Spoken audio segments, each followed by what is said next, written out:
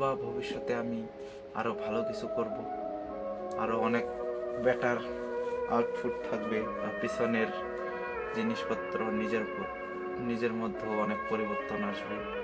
So তখন এই কথাটা মনে রাখার জন্য আজকে এই ভিডিওটা করার মূল উদ্দেশ্য। ভিডিওটা হচ্ছে এমন, ধরেন ইউটিউব জগতে সবাই আসতে চায়, ছোট হোক বড় হোক, সবারই একটা স্বপ্ন থাকে। আসলে আমি অনেকদিন ধরে চেষ্টা করতেছিলাম যে না, আমার একটা ইউটিউব চ্যানেল হবে, একটা ইউটিউব চ্যানেল খুলবো খুলবো খুলবো খুলবো খুলবো করে আমার কাছে মনে হতো এটা একটা বড় কঠিন জিনিস, অনেক কঠিন কিছু, অনেক কঠিন কাজ এমন মনে হতো। তারপর আমি চিন্তা করে দেখি, না, আমি যত বড় বড় ইউটিউবারকে দেখলাম সবাই তো আগে ছোটই ছিল, ছোট থেকেই মানুষ বড় হয়, আস্তে আস্তে চেষ্টা করলে অবশ্যই বড় হয়। তো আমি আজকে ছোট আছি, হয়তো একদিন আমি একজন বড় কন্টেন্ট ক্রিয়েটর হতে পারি, সব আল্লাহর ইচ্ছা, বলা যায় না। আমি যেভাবে আছি এভাবেই, তারপর ক্যামেরা সব কিছু মোবাইলের ক্যামেরা দিয়েই ভিডিও বানানো শুরু করলাম। তো আজকে আমার প্রথম ভিডিও। এই ভিডিওতে হচ্ছে এমন, ইউটিউব এমন একটা জিনিস, এটাতে যে ইনকাম আছে এটা সবাই জানে, বাট এটাতে আসতে সবাই চায় কিন্তু আসা হয় না। অনেকে মনে করেন যে না ভাই, এটা অনেক কঠিন কাজ, অনেক কঠিন কিছু, এরকম কিছুই না। সব হচ্ছে পরিশ্রম। আপনি যত বেশি পরিশ্রম করবেন তত তাড়াতাড়ি আপনি ইউটিউবে সফল একজন ব্যক্তি হতে পারবেন। তো যাদের ইচ্ছা আছে ইউটিউবে কিছু করার, আমি বলবো ভাই, এখন তোমার কাছে কিছু নাই, ঠিক আছে, তোমার যদি একটা হাতে স্মার্টফোন থাকে, তুমি সেই স্মার্টফোন দিয়ে ভিডিও করা শুরু করো। অথবা আজকে কিছু নেই, ওই ভিডিও দিয়েই তোমার যদি পরিশ্রম ঠিক থাকে, তোমার উদ্দেশ্য ঠিক থাকে, তুমি কি বিষয়ে ভিডিও করতে চাও, তোমার সব কিছু যদি মাথা ঠিক থাকে, তুমি যদি ভিডিও করো, তাহলে অবশ্যই একজন সফল ইউটিউবার হতে পারবা। আজকে আমি প্রথম ক্যামেরার সামনে কথা বলতেছি, আমার এই কথার মধ্যে কত ভুল, তবে ভুল থেকেই সঠিক আসে।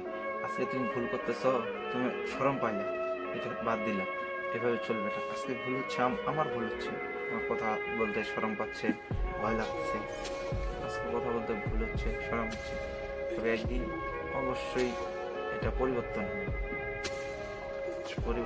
হবেই, যার যেটা ইচ্ছা থাকে। তো আসলে আমার ইচ্ছা ছিল ছোট থেকেই যে আমি একটা বড় ইউটিউবার হব, এরকম কিছু হবে আমার ইউটিউবার, আমাকে সবাই চিনবে, সব আল্লাহর ইচ্ছা।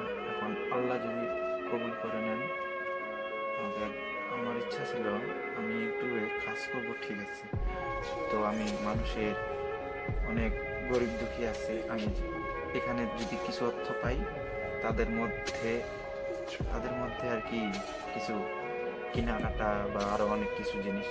ইউটিউবে অবশ্য এরকম অনেক ভিডিও পাওয়া যায়, আমি একদিন দেখা দিব ভিডিওর মাধ্যমে। সো ইউটিউবে এরকম অনেক ভিডিও দেখা যায় যেগুলোর মাধ্যমে তারা মানুষের সাহায্য করে। সো অ্যাকচুয়ালি আমারও এরকমই একটা চিন্তা ভাবনা ছিল যে না, আমিও এইভাবে এখান থেকে কিছু অর্থ আয় করে মানুষের সাহায্য করব।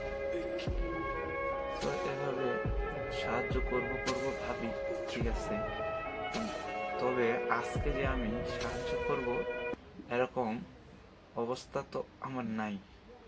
হ্যাঁ, ধরুন এখন আমি যদি একটা মানুষকে 10 টাকা দিই, 10 টাকাতে তো তার কিছু হবে না, না হলেও তো কিছু একটা অর্থ দিতে হবে যেটা দিয়ে সে খুশি থাকে।